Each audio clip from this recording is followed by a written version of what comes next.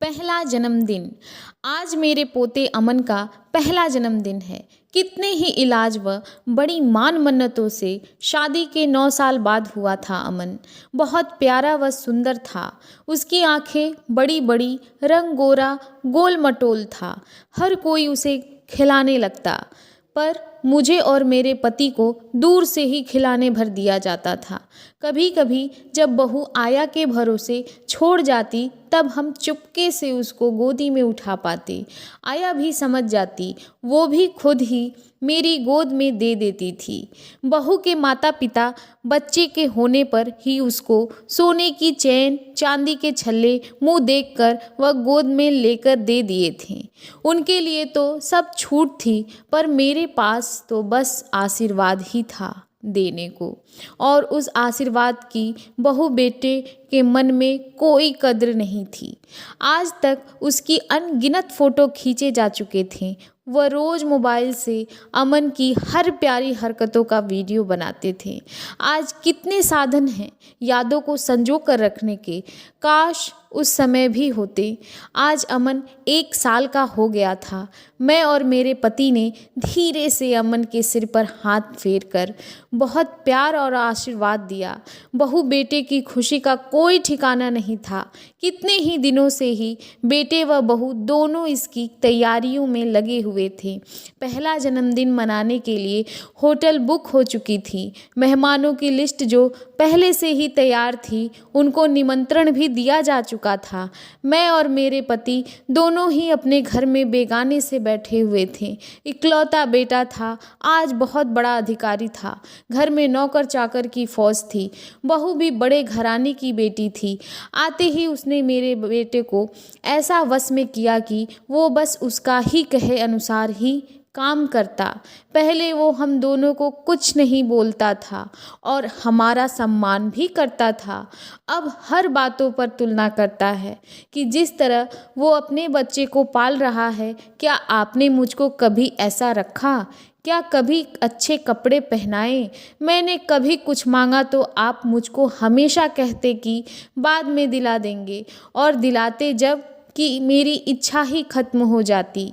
मेरे सारे दोस्तों के पास गाड़ी थी, पर मैंने कितने सालों तक टूटी फूटी साइकिल से ही काम चलाया।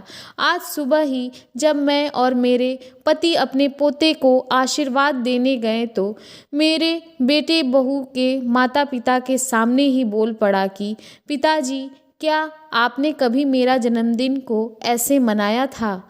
मैं अपने बेटे का जन्मदिन ऐसा मनाऊंगा कि सभी देखते रह जाएंगे।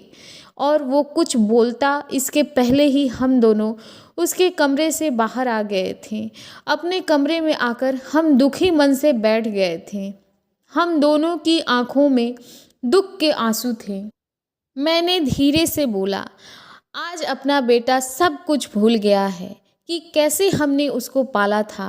काश कि आज मोबाइल जैसा साधन उस समय में भी होता, तो हम भी कुछ वीडियो बनाकर रखते, तो आज अपने बेटे को दिखाते और एहसास कराते कि कितनी मुसीबतों का सामना कर हमने उसको पाला है। आप अपनी छोटी सी चपरासी की नौकरी में व सीमित तनख्वाह में भी इसकी कितनी इच्छाएं पूरी करते थे। हम खुद किसी भी त्यौहार पर नए कपड़े नहीं खरीदते थे, पर इसको ज़रूर दिलाते थे। और आपको याद है, जब ये 12 साल का हुआ था और इसने अपनी जन्मदिन पर साइकिल मांगी थी, तब हमारे पास इतने भी रुपए नहीं थे कि इसकी साइकिल ला पाते। तब आपने मेरी एकमात्र सोने के झुमके, जो सासू माँ की निशानी थी, वो बेचकर साइकिल ले आए थे। इसको सबसे अच्छे स्कूल में पढ़ाने की जिद भी आपकी ही थी। यही सोचकर कि कितनी मुसीबत हम लोगों को आज है, वो इसकी ज़िंदगी में कभी ना हो। बड़े कॉन्वेंट स्कूल में पढ़ेगा तो अच्छा ऑफिसर बनेगा और हमारे दुख भरे दिन बदल जाएंगे। यही सोचकर आपने शाम के समय भी नौकरी के बिना आराम किए मैंने दिन रात सिलाई की, पड़ोसियों के कपड़े सिले और इसको बाहर हॉस्टल में पढ़ाया, ताकि इसको उस गंदी बस्ती का माहौल ना मिले। उस बस्ती को छोड़ा जहाँ से हमने अपने जीवन की शुरुआत की थी, कितनी जगह हमने अपनी सुख सुविधाओं को छोड़ा, अपनी बस्ती के उन अच्छे लोगों को छोड़ा जो हमारे हर सुख दुख के साथी थे, हर वक्त मदद के लिए तैयार रहते थे। आज इसकी हर ख्वाहिशें पूरी करते करते हम अपने लिए कुछ नहीं जोड़ पाए कि अपने पोते को कुछ अच्छा सा दे दे। आज वही बेटा सबके बीच हमको लज्जित करता है। कितनी अपेक्षा रखते हैं ये बच्चे अपने मजबूर माता पिता से, कहकर मैं फूट फूट कर रोने लगी और मेरे पति बस मुंह छुपाकर मुझे समझाते हुए अपने आंसू पोंछ रहे थे और सोच रहे थे कि काश बच्चे को अपनी हैसियत के अनुसार पाला होता तो शायद ये दिन नहीं देखना पड़ता। हमारा बेटा हमारा ही रहता, बहू के वश में नहीं रहता।